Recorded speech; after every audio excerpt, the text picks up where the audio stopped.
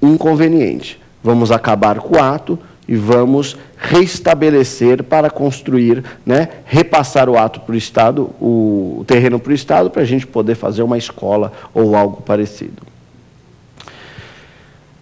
Para finalizar, nós temos ainda mais um poder do Estado. Estamos falando do poder disciplinar. O que é o poder disciplinar, professor? O poder disciplinar é a possibilidade do Estado punir internamente as infrações funcionais de seus servidores. Então, o poder disciplinar permite que não vá ao judiciário. Internamente mesmo, se abra um processo administrativo para investigar a conduta do servidor público. E se o servidor público ele cometeu uma infração funcional, ele pode ser punido internamente. Isto é uma parte do poder disciplinar. Segura um pouquinho, tem mais um pouquinho ainda. Além disso, o poder disciplinar também envolve a punição daquelas pessoas que se encontram sujeitas ao regime administrativo. Não entendi nada, professor. O que é isso? Gente, você sabe que quando alguém se vincula ao Estado de uma maneira ou de outra, através, por exemplo, de uma relação contratual, ela se sujeita a um regime diferente do privado. Ela se sujeita ao que chamamos de regime jurídico administrativo. Em outras palavras, você sabe que quando o particular ele contrata com o Estado, por exemplo, ele faz uma licitação pública, ganha a licitação, consagra-se vencedor dessa licitação e contrata com o Estado um objeto, fazer determinada coisa, prestar determinado serviço, vamos colocar então em casos concretos, fazer determinada obra, prestar um determinado serviço como transporte coletivo. Quando ele se vincula ao Estado, ele acaba adotando um regime jurídico diferente. Ele não é regido pelo Código Civil. Ele não é regido pela lei que regula o particular. Ele é regido pela lei especial que regula o Estado. Por exemplo, nos contratos administrativos, ele é regido pela Lei 8666/93.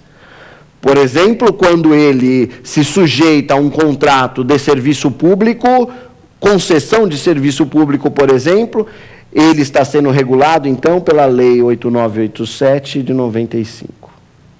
Então, veja que ele se sujeita a um regime especial. E esse regime especial prevê sanções especiais. Por exemplo, uma pessoa que vai fazer uma obra pública e não faz adequadamente a obra pública, ela vai passar por investigação, ela vai se abrir, então, um processo administrativo visando a punição deste contratado. Professor, então você está dizendo que a administração pública ela pode punir internamente as pessoas que se relacionam com ela, tanto o servidor público quanto o contratado com a administração. É isso que você está dizendo? Exatamente isso. Isso daí se chama poder disciplinar. Professor, não precisa do poder judiciário? Não, não precisa do poder judiciário. A administração tem o poder dela mesma aplicar a sanção, apurar os fatos e aplicar a sanção à pessoa que se submete ao seu regime jurídico, às suas normas. Perfeito?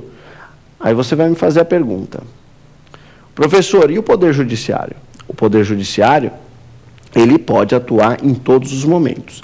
Se a punição aplicada pela administração for ilegal, pode a pessoa se socorrer ao Poder Judiciário e reverter essa situação. Bom, estes foram os temas abordados no nosso primeiro bloco do programa. Eu queria só dizer uma coisa. Fica comigo no próximo bloco do programa, que nós vamos ver o quadro Pergunte ao Professor. Neste quadro, nós vamos responder as dúvidas do público em relação ao nosso tema. Então, fica comigo no próximo bloco.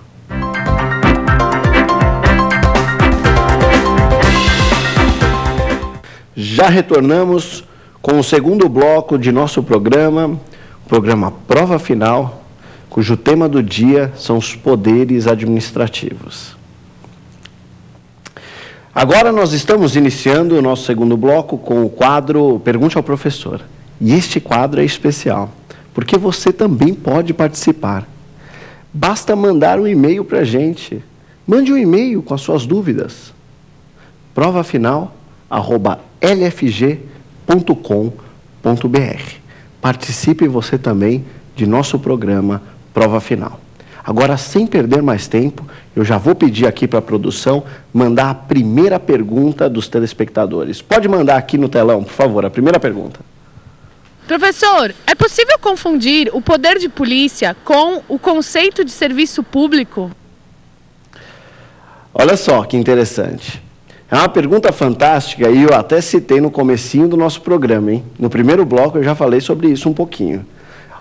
Não podemos confundir poder de polícia, este conceito de poder de polícia, que muitas vezes pode estar inserido no serviço público, sem dúvida nenhuma. Ele pode estar inserido. Agora, os conceitos jurídicos são completamente distintos.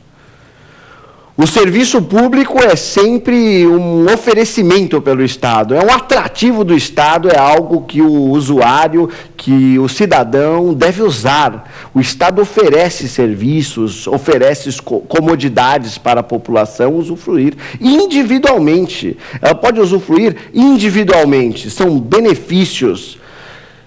Presta serviço de energia elétrica, use a energia elétrica do Estado, serviço de água, de serviço sanitário, né, saneamento básico, serviço de transporte, olha quantos exemplos.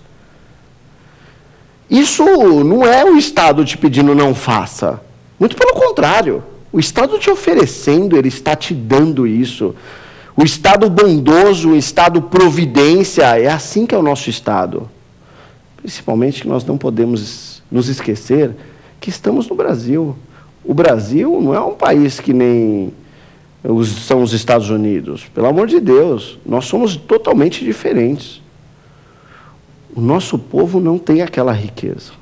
Nós, né, não tivemos a mesma história que os Estados Unidos ou que os países europeus. Nós não tivemos isso. O Estado no nosso país é muito importante. E o nosso Estado, ele oferece uma série de coisas, ele oferece uma série de utilidades, uma série de comodidades, uma série de conveniências para a população. Olha como é diferente. Então, o serviço público no nosso Estado não vai acabar nunca, porque muitas pessoas não têm condições de pagar pelos serviços, pagar por educação, pagar por saúde, não pode pagar, ela tem que usar o serviço público. Muitas pessoas não têm condições de comprar automóvel e assim vai, e precisa se locomover. E aí está o serviço público. Então, o serviço público é algo positivo, não é algo que restringe a liberdade do cidadão. Não, muito pelo contrário, é algo que amplia, aumenta a capacidade do cidadão, dá uma vida ao cidadão. Esse é o serviço público. Agora, o poder de polícia não, é o contrário disso, é não faça, amigo. Não faça isso, não faça aquilo, não construa, não use o seu imóvel desse jeito, use de outra maneira, eu vou te punir se você desobedecer as minhas regras. Olha só, em São Paulo nós temos até rodízio de veículos, você tem a propriedade, não use a sua propriedade, senão você vai levar uma multa. Veja só como é que é, não dirija sem carteira de habilitação, não construa sua casa sem a licença. Veja, são barreiras que o poder público está te dando, então são conceitos completamente opostos. Uma das saídas que você tem para não confundir no exame de OAB, para não confundir num concurso público, é justamente essa. O serviço público é sempre um oferecimento, é uma atitude positiva. Já o poder de polícia é algo negativo, é algo que limita a liberdade do cidadão. Aí você pode perguntar, professor, mas se limita é ruim o poder de polícia? Não, lógico que não é ruim, porque no todo vai fazer bem, para a coletividade vai fazer bem, então limita a atividade de uma pessoa em prol da coletividade. Lembramos que aqui nós estamos mexendo com os direitos do Estado. Perfeito, gente? Então vamos para a próxima pergunta sem perder mais tempo. Pode soltar. Professor, qual a diferença entre polícia administrativa e polícia judiciária?